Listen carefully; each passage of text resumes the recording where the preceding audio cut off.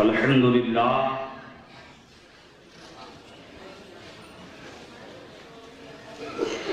الحمد للہ الذی ہدانا الی الصراط المستقیم والصلاة والسلام علی من اختص بالخلق العظیم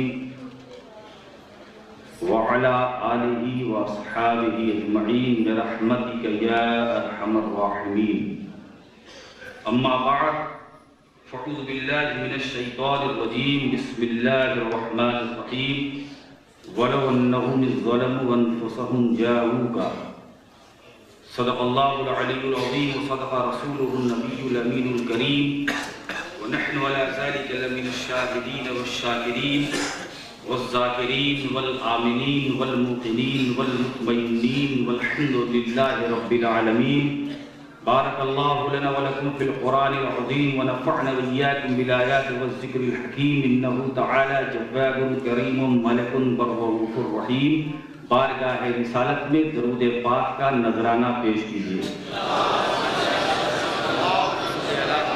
سیدنا مولانا محمد وعلى آل سیدنا مولانا محمد مبارک وسلم صلاۃ وسلام علیک یا رسول اللہ۔ یہ ایک جانی پہچانی حقیقت ہے جس سے انکار نہیں کیا جا سکتا کہ دنیا میں جس چیز کی ضرورت بندوں کو زیادہ رب تبارک و تعالی نے اسے زیادہ پیدا کیا اور جس کی ضرورت کم اسے کم پیدا کیا۔ بندوں کو جس کی ضرورت زیادہ وہ زیادہ اور جس کی ضرورت کم وہ کم۔ مثال کے طور پر سونے کے مقابلے میں لوہے کی ضرورت زیادہ تو سونا کم لوہا زیادہ، اور لوہے کے مقابلے میں لکڑی کی ضرورت زیادہ تو لوہا کم لکڑی زیادہ۔ اللہ تعالیٰ نے جنگل کا جنگل بنا دیا۔ کپڑے کے مقابلے میں اناج کی ضرورت زیادہ تو کپڑا کم اناج زیادہ، اور اناج کے مقابلے میں پانی کی ضرورت زیادہ تو اناج کم پانی زیادہ۔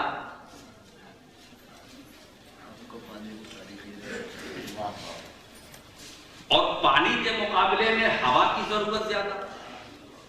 تو جب قدرت نے یہ دیکھا کہ بندوں کو پانی کے مقابلے میں ہوا کی ضرورت زیادہ ہے تو کتنا شاندار انتظام فرمایا کہ ہوا کو انسان کی ناک سے قریب کر دیا، جب چاہے جہاں چاہے جتنی چاہے ہوا لے۔ باقی چیزوں کو حاصل کرنے کے لیے پیسوں کی ضرورت ہوتی ہے، مگر ہوا ایک ایسی چیز ہے جو بغیر پیسے، پیسہ ہو یا نہ ہو ہوا فری۔ پانی پر ٹیکس ہے، اناج پر ٹیکس ہے، کپڑوں پر ٹیکس ہے، مگر ہوا ایک ایسی چیز ہے اس پر کسی گورنمنٹ نے کبھی کوئی ٹیکس نہیں لگایا، فری، جتنی چاہو لو اور جب چاہو لو جہاں چاہو لو۔ تو خدا نے اسے زیادہ پیدا کیا جس کی ضرورت زیادہ، اور خدا نے اسے کم پیدا کیا جس کی ضرورت کم۔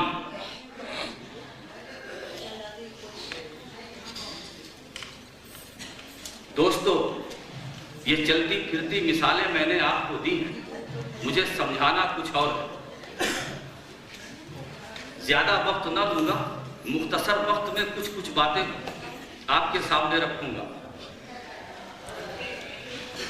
دسترخوان سجا ہو اور دسترخوان پر پہنچ کر اگر کوئی بھوکا مر جائے تو کھانے کا قصور کیا ہے؟ دریا کے کنارے پہنچ کر اگر کوئی پیاسا مر جائے تو دریا کا قصور کیا ہے؟ پانی نے کم منع کیا تھا مجھے نہ پیو۔ کھانے کے قریب پہنچ کر کوئی بھوکا مر جائے تو کھانے کا قصور کیا؟ دریا کے کنارے پہنچ کر اگر کوئی پیاسا مر جائے تو دریا کا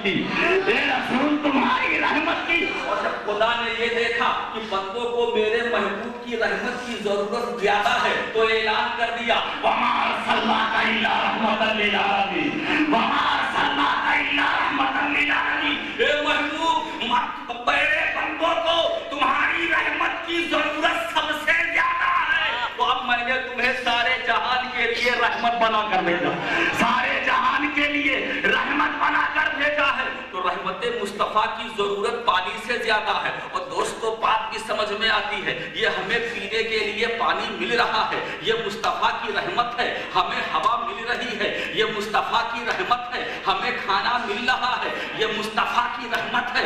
مصطفیٰ کی رحمت کو سمجھنا چاہتے ہو؟ میں بات آگے بڑھا دوں۔ صدیق اکبر مصطفیٰ کی رحمت ہے، فاروق اعظم مصطفیٰ کی رحمت ہے، عثمان غنی مصطفیٰ کی رحمت ہے، علی مرتضیٰ مصطفیٰ کی رحمت ہے، فاطمہ زہرا مصطفیٰ کی رحمت ہے، حسن و حسین مصطفیٰ کی رحمت ہے، بلال حبشی مصطفیٰ کی رحمت ہے، صہیب رومی مصطفیٰ کی رحمت ہے، صحابہ کرام مصطفیٰ کی رحمت ہے، غوث اعظم مصطفیٰ کی رحمت ہے، امام اعظم مصطفیٰ کی رحمت ہے، خواجہ اعظم مصطفیٰ کی رحمت ہے، اور محدث اعظم مصطفیٰ کی رحمت ہے، محدث اعظم۔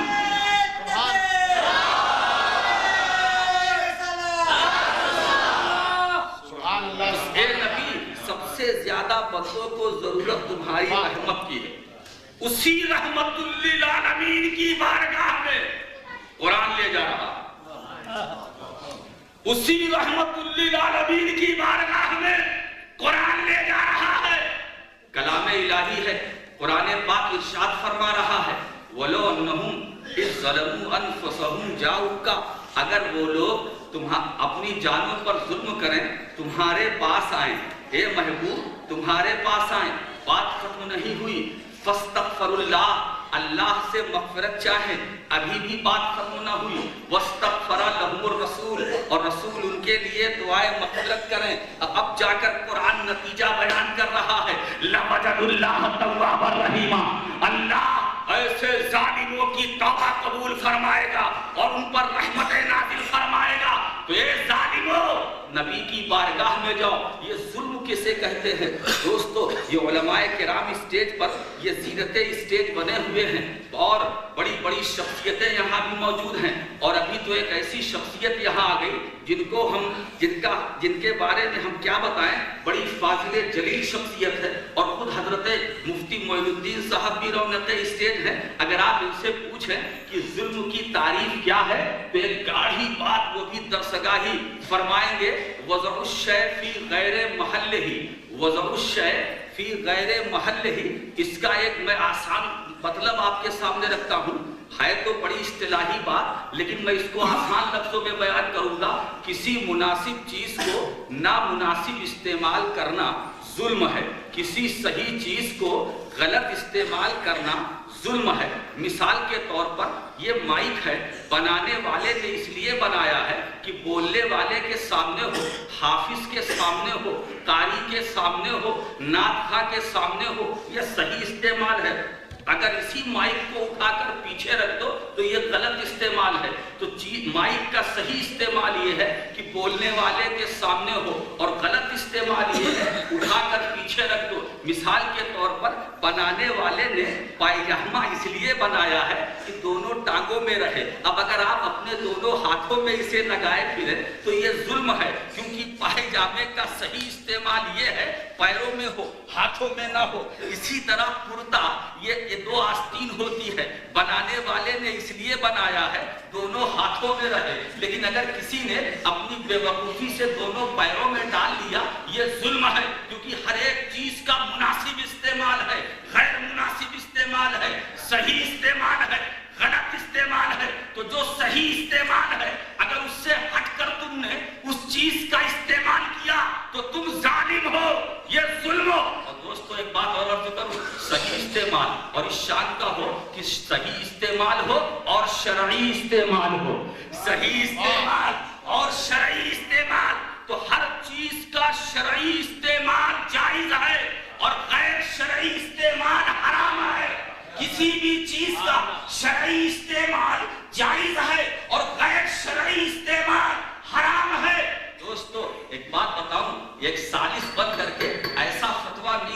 چاہیے کہ اس کے مضر اثرات ہے، اس کے مضر اثرات ہے۔ مضر اثرات کی بنیاد پر اگر آپ کسی چیز پر حرمت کا حکم لگائیں گے تو بات کہیں سے کہیں پہنچ جائے گی۔ دوستو مضر اثرات کس کے نہیں ہیں؟ پانی کے مضر اثرات نہیں ہیں، کھانے کے مضر اثرات نہیں ہیں۔ بتاؤ زیادہ کھا لیا، اتنا کھا لیا کہ معدہ خراب ہو گیا، کالرا ہو گیا، دست آنے لگا، تو دوستو یہ تمہارا فعل حرام ہے، کھانا حرام نہیں ہے۔ تو مضر اثرات کی بنیاد پر فتویٰ نہیں لگایا جا سکتا۔ مثال کے طور پر یہ چاقو ہے، اس کے بھی مضر اثرات ہیں، یہ تلوار ہے، اس کے بھی مضر اثرات ہیں، یہ قلم ہے، اس کے بھی مضر اثرات ہیں، یہ قلم ہے، اس کے بھی مضر اثرات ہیں، وہ ہاتھ یہ ریوالور ہے، اس کے بھی مضر اثرات ہیں، یہ بندوقیں ہیں، اس کے بھی مضر اثرات ہیں، یہ چاقو، اس کے بھی مضر اثرات۔ دوستو تلوار کے بھی مضر اثرات ہیں۔ یہ تلوار خدا کی لعنت ہے اگر حجاج بن یوسف کے ہاتھ میں ہے، یہ تلوار خدا کی لعنت ہے اگر چنگیز خان کے ہاتھ میں ہے، یہ تلوار خدا کی لعنت ہے اگر ہلاکو کے ہاتھ میں ہے، یہ تلوار خدا کی لعنت ہے اگر کسی ظالم اور جابر کے ہاتھ میں ہے، مگر یہی تلوار خدا کی رحمت ہے اگر فاروق اعظم کے ہاتھ میں ہے، اگر فاروق اعظم کے ہاتھ میں ہے۔ ارے نادانو، تلوار نہ دیکھو، ہم تلوار نہیں دیکھتے ہیں، ہاتھ دیکھتے ہیں، ہاتھ دیکھتے ہیں۔ یہ کس ہاتھ میں تلوار ہے؟ اس لیے کہ ہاتھ کے بدل جانے سے تلوار کی رفتار بدل جاتی ہے، ہاتھ کے بدل جانے سے تلوار کا انداز بدل جاتا ہے، ہاتھ کے بدل جانے سے تلوار کا طریقہ بدل جاتا ہے۔ یہ تو تلوار نہیں دیکھتے، ہم ہاتھ دیکھتے ہیں۔ دوستو یہ قلم کی بات آ گئی ہے، یہ اسی قلم سے نفاق کی باتیں، اسی قلم سے شرک کی باتیں، یہی قلم ہے جس سے کفر کیا گیا، جس کے ذریعے سے انکار کیا گیا، یہی قلم ہے جس سے علم غیب نبی کو چنوتی دی گئی، یہی قلم ہے جس سے اختیارات مصطفیٰ کی دھجیاں اڑائی گئی، یہی قلم ہے۔ تو قلم دوستو یہ قلم اس لائق نہیں ہے کہ اس کو لگائے پھرو، یہ قلم خدا کی لعنت ہے اگر کھانا کھمن کے جانور کے ہاتھ میں ہے، مگر یہی قلم خدا کی لعنت ہے اگر احمد رضا کے ہاتھ میں ہے، اگر یہ محدث اعظم کے ہاتھ میں ہے، اگر محدث اعظم کے ہاتھ میں ہے، تو یہی قلم خدا کی رحمت ہے۔ تو ہم قلم نہیں دیکھتے ہیں، ہم ہاتھ دیکھتے ہیں۔ ہاتھ کے بدل جانے سے قلم کا انداز بدل جاتا ہے، ہاتھ کے بدل جانے سے قلم کا طور و طریقہ بدل جاتا ہے، ہاتھ کے بدل جانے سے قلم کی چال ڈھال بدل جاتی ہے۔ تو استعمال صحیح استعمال کرو اور وہ بھی شرعی استعمال کرو۔ یہی تو ہم بھی کہتے ہیں کہ ہر چیز کا شرعی استعمال جائز ہے، ہر چیز کا شرعی استعمال جائز ہے۔ تو غیر صحیح استعمال ظلم ہے، ظلم۔ اور قرآن کہہ رہا جان پر ظلم۔ نماز فرض، اقیموا الصلاۃ، نماز قائم کرو، اللہ کا حکم ہے۔ ہم نے کوتاہی کی، اپنی جان پر ظلم کیا۔ روزہ فرض نہیں رکھا، اپنی جان پر ظلم کیا۔ صاحب استطاعت کو حج فرض نہیں کیا، جان پر ظلم کیا۔ صاحب نصاب ہو زکات دو، نہیں دیا، جان پر ظلم کیا۔ دوستو ہم نے قرآنی تعلیمات پر عمل نہیں کیا، جان پر ظلم کیا۔ ماں باپ کی نافرمانی کی، جان پر ظلم کیا۔ یتیموں کے مال کو برباد کیا، جان پر ظلم کیا۔ ہم بے سہاروں کے سہارا نہ بنے، جان پر ظلم کیا۔ ہم بے چینوں کے چین نہ بنے، جان پر ظلم کیا۔ ہم بے سکونوں کے سکون نہ بنے، جان پر ظلم کیا۔ ہم بے قراروں کے قرار نہ بنے، جان پر ظلم کیا۔ ہم بے اطمینانوں کے اطمینان نہ بنے، جان پر ظلم کیا۔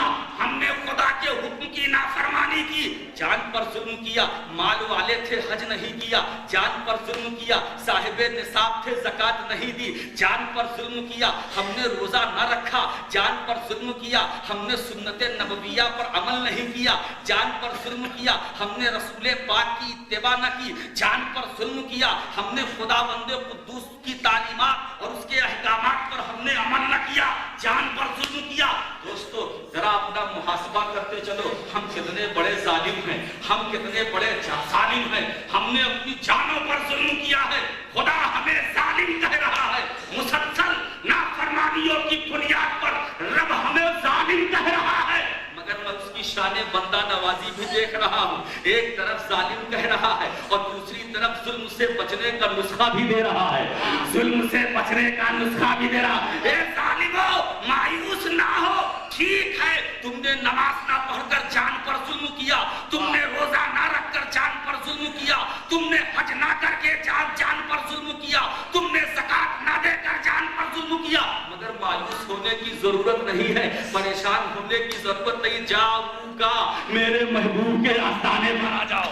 میرے محبوب کے آستانے مدینۃ الرسول میں لے جا رہا ہے. اللہ کا کلام ہمیں مصطفیٰ جان رحمت کی دہلیز پر لے جا رہا ہے. حدیث بے کسا کی بارگاہ میں لے جا رہا ہے. گنبد خضرا کی حسین چھاؤں میں لے جا رہا ہے. ایک ظالموں, ایک جان پر ظلم کرنے والوں, ادھر ادھر بھٹکنے کی ضرورت نہیں ہے. نبی کا تیار ہے. جاؤ کا عمل کر کے تو دیکھو, دیر مت کرو. جاؤ کا جلدی کرو. جاؤ کا مصطفیٰ کی بارگاہ میں جلدی کرو, جلدی سے پہنچ جاؤ. قرآن لے جا رہا ہے, رب کا فرمان لے جا رہا ہے. مگر جانے والوں, جاؤکا میں جو حرف کاف ہے اس پر ذرا دھیان دینے کی ضرورت ہے. ارے جانے والوں, جس رسول کی بارگاہ میں جا رہے ہو اسے زندہ سمجھ کر جانا, اسے موجود سمجھ کر جانا, اسے حاضر و ناظر سمجھ کر جانا. جلدی کرو. جاؤکا نبی کی بارگاہ میں پہنچ جاؤ, نبی کے دیار میں پہنچ جاؤ, مدینۃ الرسول میں پہنچ جاؤ, انیس بے کسا کے دربار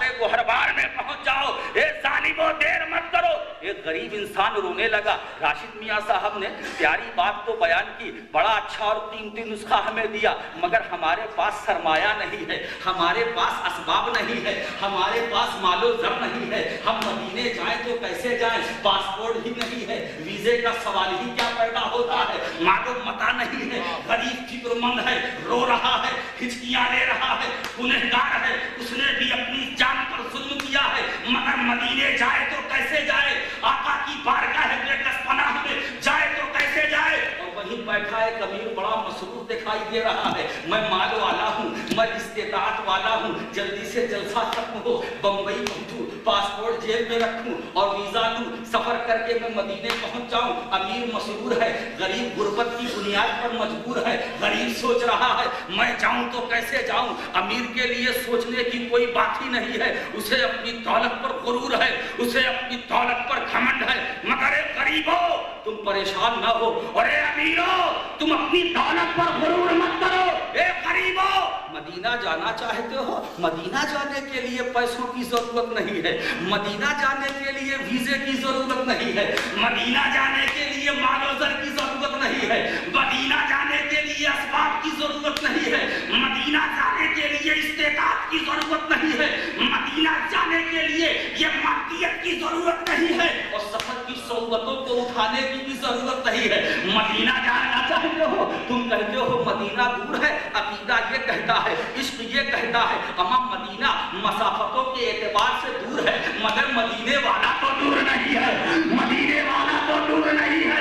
مدینہ دور ہے مگر مدینے والا تو دور نہیں ہے. اور سنو, مدینے والے کی شان یہ ہے کہ جس طرح سورہ یاسین قرآن کے سینے میں ہے, اسی طرح مصطفیٰ مومنین کے سینے میں ہے, اسی طرح میرا رسول مومنین کے سینے میں ہے. مدینہ دور ہے مگر مدینے والا آقا دور نہیں ہے, مدینے والا مولا دور نہیں ہے. اور اس مدینے والے کی شان میں قرآن یہ اعلان کر رہا ہے, النبی اولا بالمؤمنین من انفسہم. ارے میرا نبی مومن کی جان سے بھی زیادہ قریب ہے, مومن کی جان سے بھی زیادہ قریب ہے. جہاں یاد کرو وہی مصطفیٰ کی جلوہ گری, جہاں یاد کرو وہی محبوب کی جلوہ گری, جہاں یاد کرو. اور ایک بات سنو دوستو, اسی لیے میں کہتا ہوں کہ اگر ایک امیر انسان اپنی دولت کی بنیاد پر, یہ تو ہو سکتا ہے اس ہاتھ کو مدینے پہنچا دے, اس سر کو مدینے پہنچا دے, جسم کے ظاہری ڈھانچے کو مدینے پہنچا دے, مگر ایک دولت مند, ایک مغرور انسان اپنی دولت کی بنیاد پر یہ نہیں ہو سکتا کہ اپنی روح کو مدینے پہنچا دے, اپنے دل کو مدینے پہنچا دے. مجھے ایک عارف زمانہ کا ایک ارشاد یاد آ گیا. ایک صوفی باصفا نے ایک انسان سے پوچھا, پتا مومن کا دل کہاں ہے؟ وہ کھڑا ہو گیا, کہا حضور بائیں طرف ہے. تو وہ صوفی ارشاد فرمانے لگے, ارے بائیں طرف تو مشرک کا بھی دل ہے, بائیں طرف تو کافر کا بھی دل ہے, بائیں طرف تو منافق کا دل ہے, کیا مومن کے मुशरिक के दिल में कोई फर्क नहीं है। अच्छा ये बता, वली का दिल कहाँ होता है, आरिफ का दिल कहाँ होता है? तो वो हाथ जोड़कर कहने लगा, अरे हुजूर वाला, जब आपके हिसाब से मुझे यही नहीं मालूम कि मोमिन का दिल कहाँ होता है, तो मैं ये कैसे बताऊं कि वली का दिल कहाँ होता है? तो वो इरशाद फरमाने लगे, सुन, मोमिन का दिल महबूब की चौखट पर रहता है, और वली का दिल वो दिल है कि महबूब आकर उस दिल में रहता है, महबूब आकर उस दिल में रहता है। महबूब की उस दिल में जलवागरी होती है, महबूब की उस दिल में जलवागरी होती है। इसीलिए दोस्तों मैं अक्सर कहता हूँ, ज़बान वली की होती है, कलाम किसी और का होता है। ज़बान वली की होती है, कलाम किसी और का होता है। वली की ज़बान पर किसी और का कलाम बोलता है, वली की ज़बान पर किसी और का कलाम बोलता है। बात समझ में आ गई? दिल को मदीने पहुंचाओ, रूह को मदीने पहुंचाओ, दिल को मदीने पहुंचाओ। तुम अच्छा एक बात बताओ दोस्तों, इस हाथ को अपने वतन में रखो। अगर गुजराती हो तो हाथ गुजराती में रहने दो, अगर बंगाली हो तो हाथ को बंगाली ही में रहने दो, अपने जिस्म को बंगाल में रहने दो, अपने स्टेट में रहने दो, अपने वतन में रहने दो। अगर तुम्हारा जिस्म तुम्हारे वतन में है मगर दिल नबी के दयार में है, तो समझ लेना कि हम भारत में रहकर भी मदीने में है, हम भारत में रहकर भी मदीने में है। नारे तकबीर, नारे रिसालत, उर्से मुहद्दिसे आज़म। मदीना जाने के लिए ज़ाहिरी असबाब की जरूरत नहीं हुआ करती, मदीना जाने के लिए दिल का सौदा करके तो देखो। जाऊंगा ये रसूल तुम्हारी बारगाह में आ जाए, कुछ भी हैं, गुनहगार हैं, मगर ये रसूल तुम्हारे हैं, ये सियाहकार हैं, ये रसूल तुम्हारे हैं, ये खताकार हैं, ये रसूल तुम्हारे हैं। ये नबी आने वालों को न देखो, अपने दरबार की अजमत को देखो, अपनी बारगाह की अजमत को देखो, अपनी बारगाह की बुलंदी को देखो, आने वालों को न देखो। जरा सा ख्याल कीजिए दोस्तों, और कुरान आगे क्या फरमा रहा है? फस्तगफिरुल्लाह, अल्लाह से मग़फ़िरत चाहे, बात खत्म नहीं हुई। वस्तग़फ़र लहुमुर रसूल, और रसूल उनके लिए दुआए मग़फ़िरत करे। मालूम हुआ कि नबी का वसीला जरूरी, नजात चाहते हो तो वसीला मुस्तफा जरूरी, आखिरत की कामयाबी चाहते हो वसीला जरूरी, पुल सिरात से गुजरना चाहते हो वसीला जरूरी, मीज़ाने अमल पर पहुंचना चाहते हो वसीला जरूरी, हौज़े कौसर तक रसाई चाहते हो वसीला जरूरी। और दोस्तों वसीला एक मुहतरम शय है, एक मुअज़्ज़म शय है, वसीले की जरूरत है, वसीले की जरूरत है। मुझे इस बात पर, वसीले पर एक बात याद आ गई, जो मांगो खुदा से मांगो, जो मांगो गैर खुदा से ना मांगो, जो मांगो अल्लाह से मांगो, गैरुल्लाह से ना मांगो, जो मांगो अल्लाह से मांगो, गैरुल्लाह से ना मांगो, जो मांगो अल्लाह से ना मांगो, गैरुल्लाह से मांगो, गैरुल्लाह से ना मांगो। बेटा अब्दुल्ला, बाप रहमुल्लाह, बाप ने अपने बेटे से कहा, जो मांग अल्लाह से मांग, गैर से ना मांग। ये बात चल ही रही थी, इतनी देर में खाना आया, सालन जरा कड़वा था, एक रोटी, आधा रोटी ही खाया था कि बाप ने कहा, जरा लग रहा हलक जल रही, मिर्ची बहुत है। अपने बेटे रहमुल्लाह से कहा, पानी ला, पानी, पानी लाओ।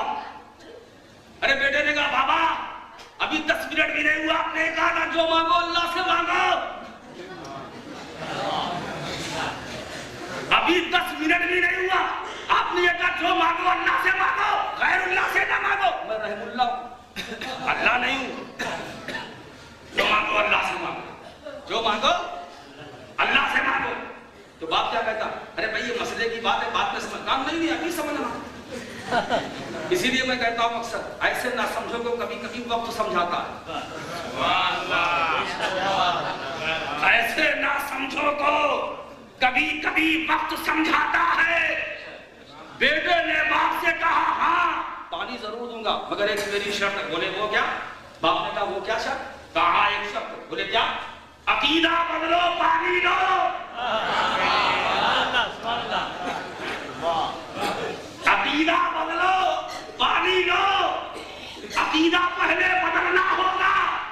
پھر میں تمہیں پانی بے شک پلاؤں گا۔ تو دوستو ایسے نہ سمجھو کو وقت سمجھاتا ہے، جو مانگو اللہ سے مانگو۔ ایک بات میں آپ سے کہوں، اچھا یہ بتاؤ، شب معراج حضور نبی کریم صلی اللہ تعالی وسلم جب لامکان پہنچے اور عین ذات کبریا کا دیدار کیا، جب لوٹے تو خدا نے کتنے وقت کی نمازوں کا تحفہ دیا تھا؟ 50۔ حضرت موسیٰ سے ملاقات ہوئی تو حضرت موسیٰ نے ارشاد فرمایا، اللہ کے رسول خدا کی بارگاہ سے آپ کو کیا انعام ملا؟ کہا 50 وقت کی نمازوں کا تحفہ۔ کہا اس کمی کرائیے، آپ کی امت نہ پڑھ سکے گی اتنا، اس میں کمی کرائیے۔ سرکار گئے 50 سے 45، جب 45 لے گیا تو پھر حضرت موسیٰ نے کہا اللہ کے رسول یہ بھی زیادہ ہے۔ پھر سرکار گئے 45 سے 40 لے کر کے آئے، یہ سلسلہ چلتا رہا۔ پھر حضرت موسیٰ نے کہا 40 پر کیے، اللہ کے رسول یہ بھی زیادہ ہے، تو 40 سے 35، 35 سے 30، 30 سے 25، 25 سے 20، 20 سے 15، 15 سے 10، 10 سے 5۔ ایک روایت بھی ہے کہ جب سرکار 5 لے کر کے آئے تو حضرت موسیٰ علیہ السلام نے کہا اللہ کے رسول یہ بھی زیادہ۔ حضرت موسیٰ نے کہا ایک روایت کے مطابق کہ 5 نہیں یہ بھی زیادہ ہے، بولو بات نگاہ نبوت کی ہے۔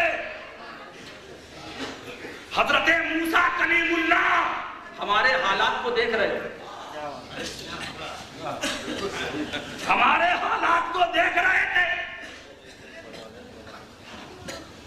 5 اور خدا نے کتنا دیا؟ 50۔ اور حضرت موسیٰ نے مہربانی کی تو کتنی؟ 5۔ پورا صفر غائب، پورا صفر غائب۔ 50 سے 5 یہ کرم کلیم اللہ ہے۔ بولو حضرت موسیٰ نے مدد کی تو 50 سے 5، اور تم بکواس یہ کرتے ہو جو مانگو اللہ سے، تو خدا نے جو دیا وہ 50، تو تم پڑھو 50۔ موسیٰ نے مدد کی تو 5، ہم مدد والے ہیں، ہمارے لیے 5۔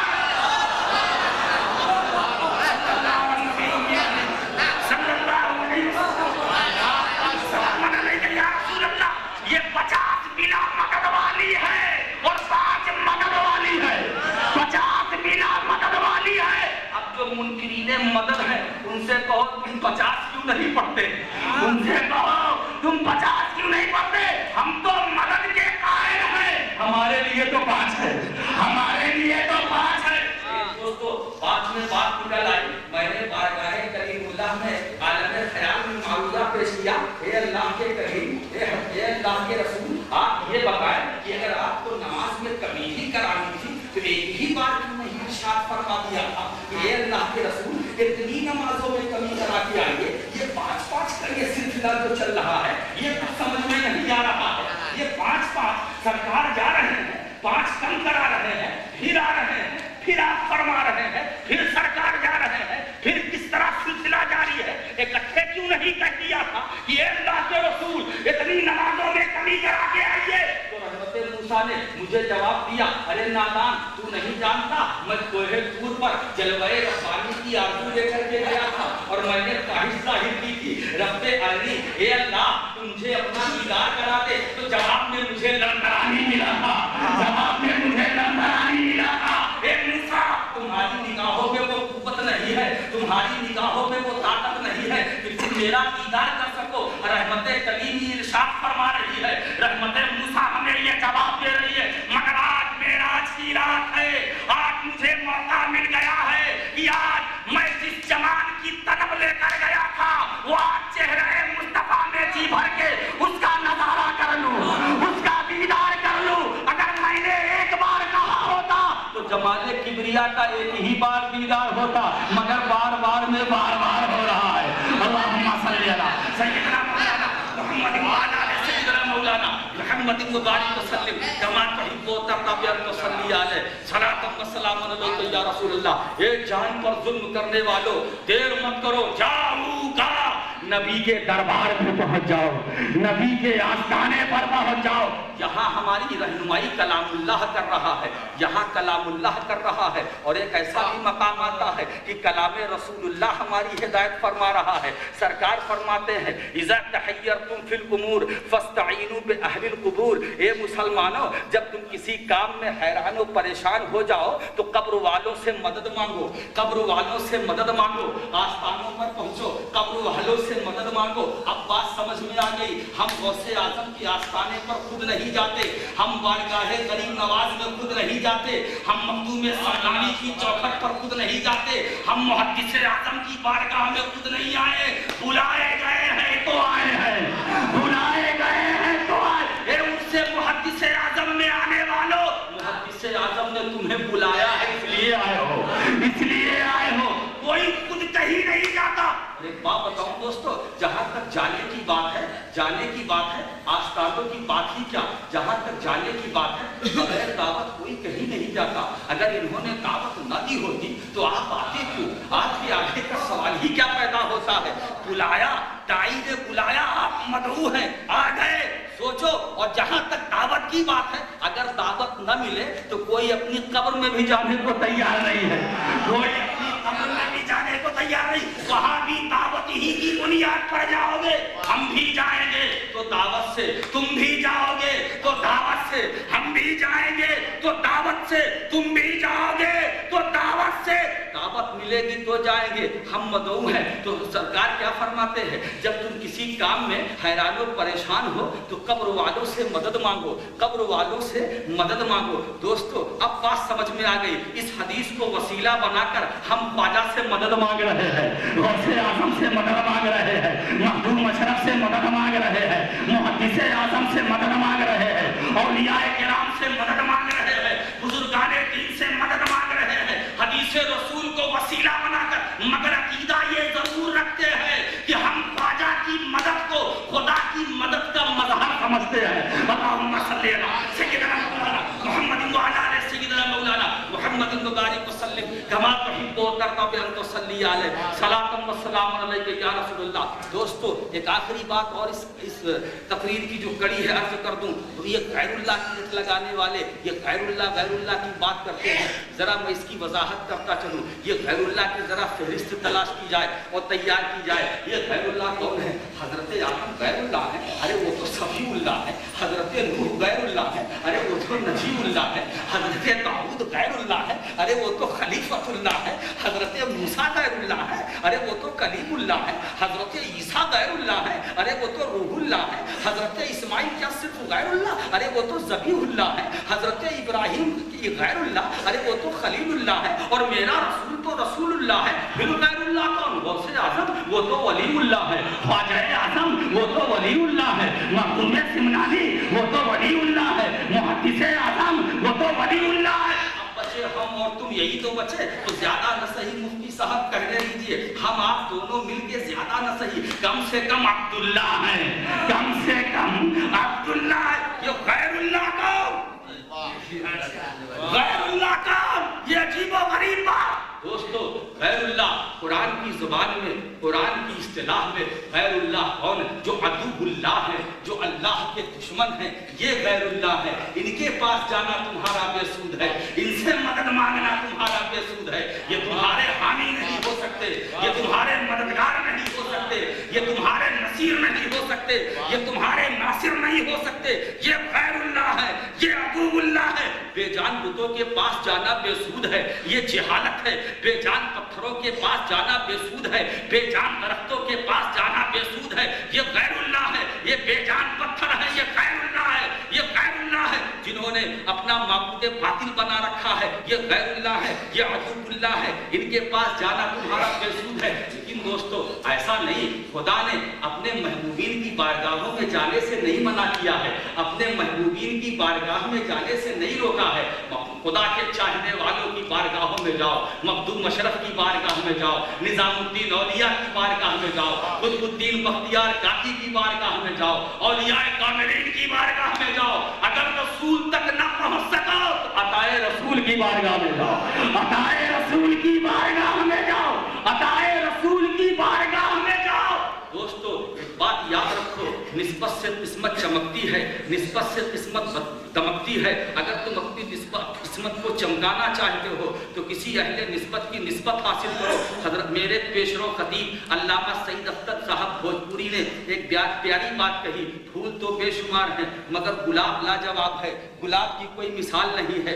गुलाब जहाँ भी हो, जितना भी इसे दबाओगे उतना ही महकेगा, जितना इसे दबाओगे उतना ही। इसीलिए दबाने वाले, मैंने ये देखा कि दबाने वाले खुद दब के रह गए मगर गुलाब उभरा की उभरा ही रहा, वो महकता रहा, वो चमकता रहा, वो दमकता रहा। मालूम हुआ कि गुलाब की हकीकत को दबाने वाले नहीं समझ पा रहे हैं, गुलाब की हकीकत को दबाने वाले नहीं समझ पा रहे हैं। दोस्तों, इस गुलाब के ताल्लुक से एक बात आपके सामने रखना चाहता हूँ। ये गुलाब आप आज कलम करते हो, लगाते हो ना, मैं बताऊँ आपको ये पहली बार जो गुलाब कैसे पैदा हुआ। बताओ दोस्तों, क्या इतने बड़े मजमे में कोई बता सकता है कि मैंने गुलाब का बीज देखा है? मैंने गुलाब का बीज देखा है? क्या इतने बड़े मजमे में कोई बता सकता है?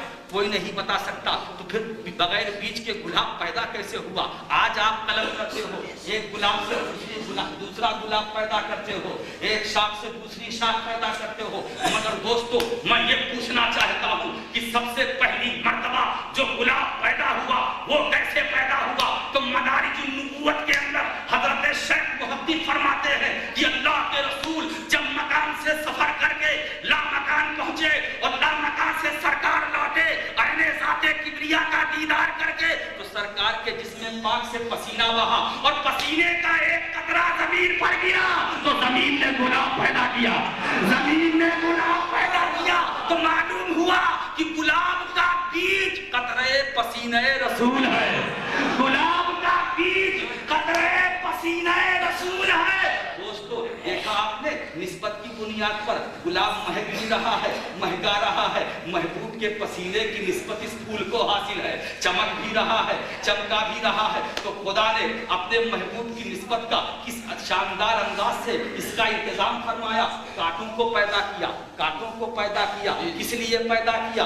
गुलाब की हिफाजत के लिए कांटों को पैदा किया। किस लिए? गुलाब के बचाव के लिए। ये तोड़ने वालों, गुलाब को एहतियात से तोड़ना, वरना ये कांटा तुम्हें चुभेगा, जब चुभेगा तो खून निकलेगा, जब खून निकलेगा तो तकलीफ होगी। ये जाने वालों, गुलाब के कुर्ब में तक पहुंचने वालों, जरा होशियारी के साथ जाना, जरा चालाकी के साथ जाना, कहीं ऐसा न हो कि ये कांटे तुम्हें तकलीफ पहुंचाए। तो खुदा ने कांटों को पैदा किया, चारों तरफ कांटे, बीच में गुलाब महक भी रहा है, महका भी रहा है, चमक भी रहा है, चमका भी रहा है, दमक भी रहा है, धमका भी रहा है। गुलाब है खिला हुआ कांटों के बीच में, कांटों के बीच में। मालूम हुआ ये कांटे अपने को समझे, ये कांटो तुम अपनी हकीकत को पहचानो, गुलाब से न उलझना। तुम्हारा वजूद गुलाब की बरकत से है, तुम्हारा वजूद गुलाब की बदौलत है। लिहाजा एक कांटो, फूल से मत उलझना, फूल से मत उलझना। कांटे का कितना भी तरक्की कर ले दोस्तों, मगर कांटे हैं और फूल फूल ही है। अंदर रखोगे तो महकेगा, बाहर निकालोगे तो महकेगा, पसे पर्दा रखोगे तो महकेगा, पर्दे के बाहर लाओगे तो महकेगा। कांटे कांटे हैं दोस्तों। यहाँ तो कांटे की बात, यहाँ महबूब के पसीने के कतरे की बात कर रहा था दोस्तों। अब आप बताओ, जब इस गुलाब के फूल का ये आलम है तो करबला के फूल का क्या आलम होगा, जिसमें नबी का नूर है, जिसमें अली का खून है, जिसमें फातिमा का दूध है। उस हसन और हुसैन का आखिरत की अजमत क्या होगी, उस हसन और हुसैन की रिफत और बुलंदी का आलम क्या होगा। मुस्तफा का लहू दौड़ रहा है, मुस्तफा का नूर दौड़ रहा है, फातिमा का दूध दौड़ रहा है, अली का खून उनकी रगों में चल रहा है। मेरे दोस्तों, जब इस फूल की कोई नजीर नहीं तो उस फूल की मिसाल कहाँ से लाऊं? तो अगर तुम अपने को चमकाना चाहते हो तो निस्बत हासिल करो, अगर तुम अपने को आगे बढ़ाना चाहते हो तो निस्बत हासिल करो। किसी अहले निस्बत के दामने करम से वाबस्ता हो जाओ, इसी लिए दोस्तों ख्वाजा की चौखट पर जाओ, रसूल तक नहीं पहुंच सकते तो अताए रसूल की बारगाह में जाओ, अताए रसूल ख्वाजा अजमेरी की बारगाह में जाओ, और जब अजमेर पहुंच जाओगे तो अजमेर वाला तुम्हें मदीने वाले तक पहुंचा देगा, मदीने वाले से मिला देगा। तो ऐ जालिमो, देर मत करो, जाओ